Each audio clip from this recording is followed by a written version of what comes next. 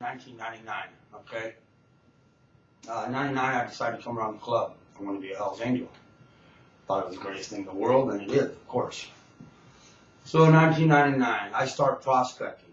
I'm prospecting for 2 months, and of course I'm on parole from other state cases and other kinds of stuff. So I'm on parole, and I decide this is a good idea when I'm on parole, which isn't. Everyone told me it wasn't. So I'm prospecting for 2 months, and they decide that they want to raid the clubhouse because they know where I'm at and come get me. Well, I decided it was a good idea to get the fuck out of there. So I jump a couple rooftops. I climb a billboard and I jump a couple rooftops. I run down the rooftops. Cops chasing me everywhere, and I can't get away. So I come on back. I jump back in the clubhouse, and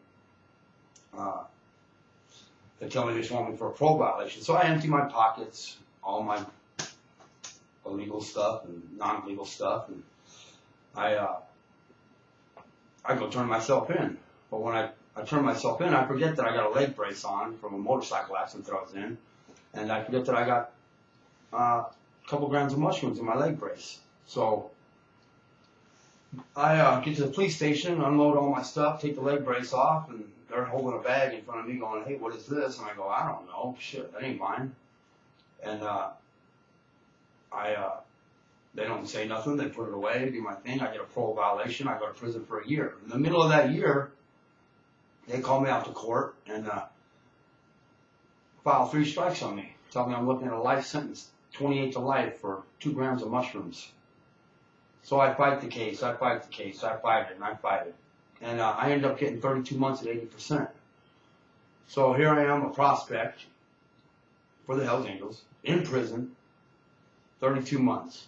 Everyone warned me, but so be it. That's such is my life. It's madness. So I get out of, I do the 3 years. I get out of prison, and I was married at the time. I have a daughter. And 90 days after I'm out, some idiot hits me head on my motorcycle when I'm going down Garnet Avenue in Pacific Beach, and basically breaks every bone in my body and tears my face off. So they reconstruct me, put me back together. Oh, I'm going to go back here. 6 days after I got out of prison, I snuck to the clubhouse on a borrowed bike and got my patch. So I became a full patch member of Hells Angels in August 7th, 2001. Now, November 8th, 2001, I was going down the street in Garnett, and somebody hit me head on, and of course, all this stuff happened to me. I spent the next year and a half healing, laying in bed, wife taking care of me.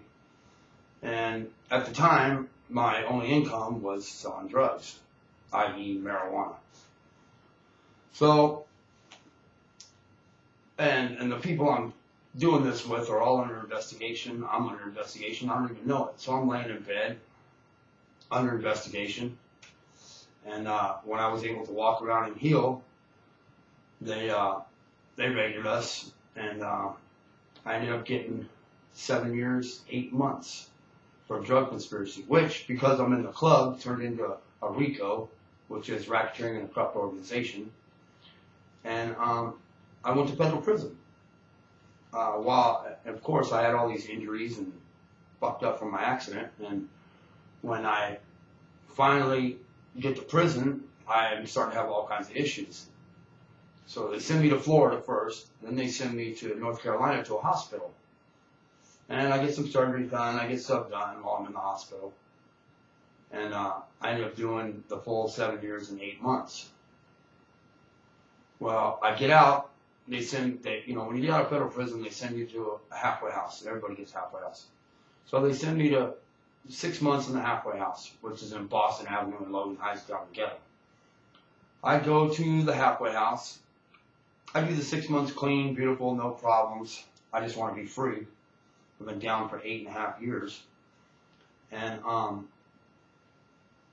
I get a little place at the beach. I'm doing my thing, having a good time.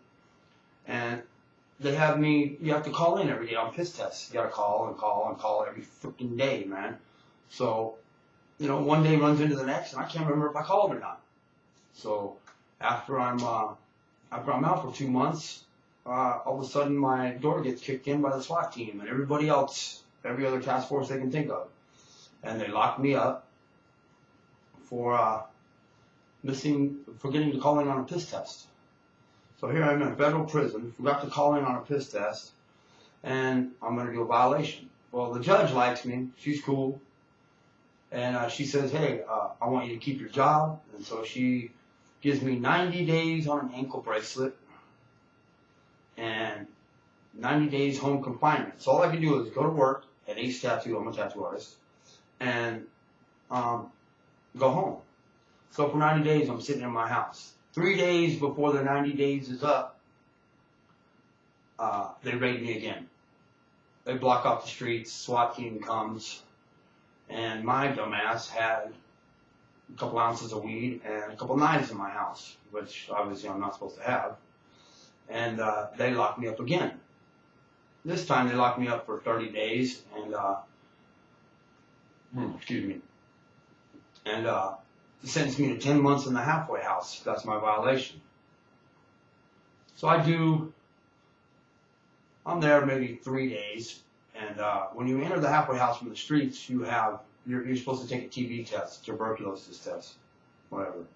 So I go down and take the test, and 2 days before, you have 2 days to go get the TB test checked. So I go to get the TB test checked, and they tell me you're too late.